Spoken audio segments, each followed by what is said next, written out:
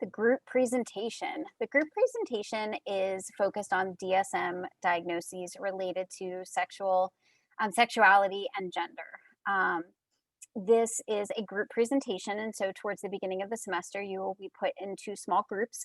It depends on the size of the class, how many people will be in each group, but you'll be put into a small group to create a presentation based on one of those diagnoses. And so you're going to be randomly selected to be in a group, and you're going to receive, one of the categories of disorder or disorders to present on.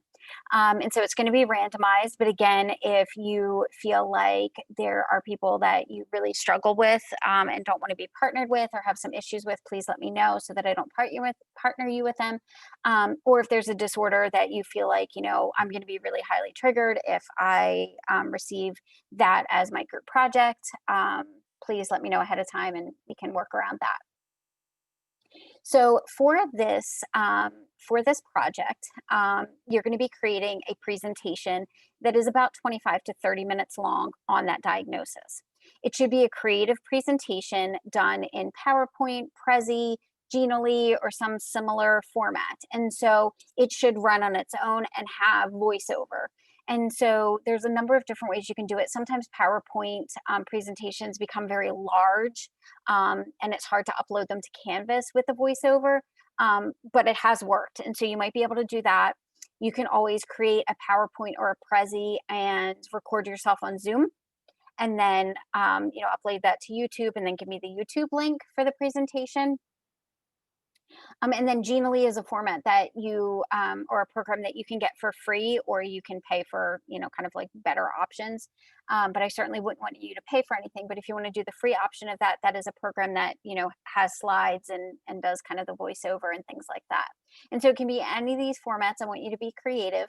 The important thing is that all people in the group participate in it. So all the people gather the information, put it into a nice presentation, and everybody participates in the voiceover so that it can be this nice presentation that I can see and you can also share with your peers in the class. Because you're going to be assigned one of these categories, you're going to learn a lot about that, but you're going to want to watch everybody else's presentation so that you learn a lot about their disorders.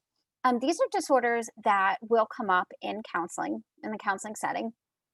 Sometimes not as frequently as some other disorders, but it's good to have a base knowledge of these things. And even if they're things that you don't specifically treat because you don't become like a certified sex therapist, or you don't even work in the realm of sexual health and wellness, there are things that could come up, and you want to know where you can refer your clients, and you also want to have a good idea about what's healthy and what's considered not healthy. And obviously the healthy ones would not, or the healthy behaviors in clients would not be applicable for one of these diagnoses. And we don't want to give out a diagnosis that doesn't fit if the person is engaging in perfectly healthy behavior. And we also don't want to shame them if, again, it does not reach the point of a mental health diagnosis.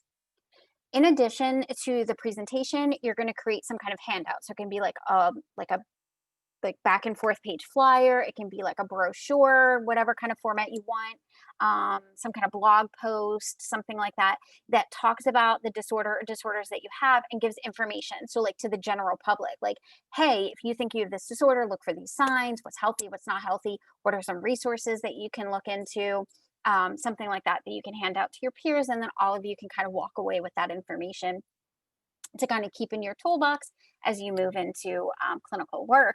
You have that available to you. And so it's best to find resources that are, available online or local to your community. So again, you're more likely to use them and offer them to clients in those situations. The presentation has a number of things that it should include. Those are included on your syllabus and in the assignment prompt. It's the etiology of the diagnosis or diagnoses, what the diagnosis is and how someone would be diagnosed with it. So what are all the qualifications and requirements? What does the treatment look like? And what are the implications for counselors doing work with clients that might have those diagnoses? All four of these areas need to have different sources. And so you have 2 textbooks for the class that you can use as sources. Every week I give you information, a ton of links to articles and YouTubes and podcasts. You can use all of that. And you can also look for academic journals in addition to all of that information for these. When you're including resources, you want to make sure you identify whether or not those resources are for people who fall in the healthy spectrum or the unhealthy spectrum. So I want to give you an example. So, one of the categories that you might be assigned for this presentation is sexual masochism and sexual sadistic disorders. These can be diagnosed because of unhealthy engagement in those activities. And so, you want resources for people who are struggling with those paraphilias, struggling with those disorders. And also, the BDSM community can be a very healthy community and very healthy activities to engage in. And some people engage in those activities and have no other issues in their life. And so they wouldn't qualify for one or both of these sexual disorders. It's a healthy lifestyle choice that they're making.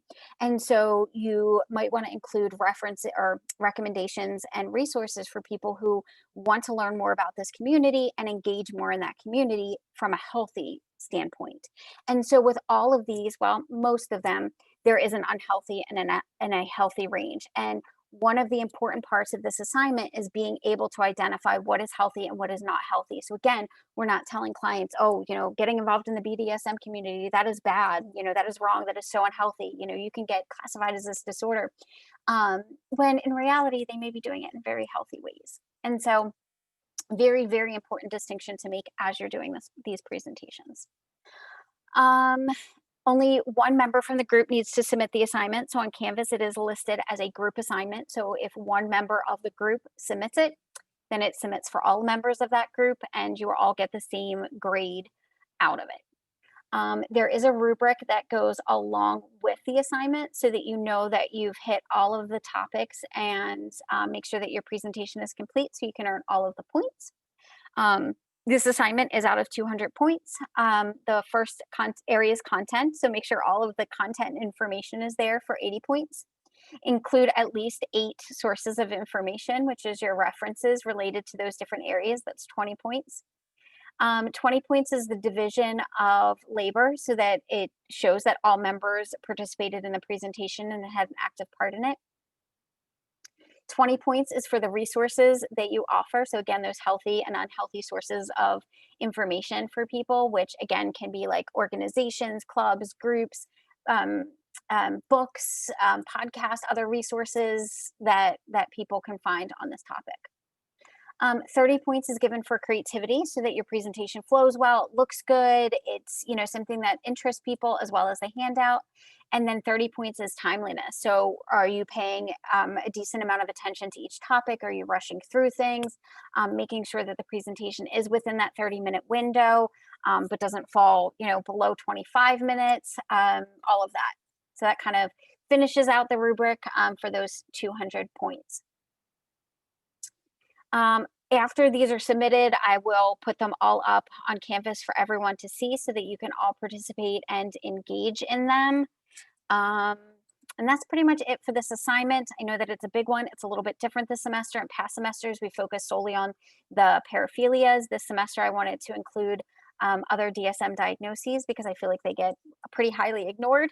And so the different disorders that we're going to be focusing on is premenstrual, dysphoric disorder, delayed ejaculation, erectile dysfunction, and premature ejaculation is one category. Female orgasmic disorder and genitopelvic pain penetration disorder is another. Fourth is female sexual interest arousal disorder and male hypoactive sexual desire disorder. 5 is gender dysphoria. 6 is voyeuristic disorder and exhibitionistic disorder. 7 is frotteuristic disorder and fetishistic disorder. 8 is sexual masochism and sexual sadistic disorders. And 9 is pedophilic disorder and transvestic disorder. And so we have 9 different categories for you all to learn about.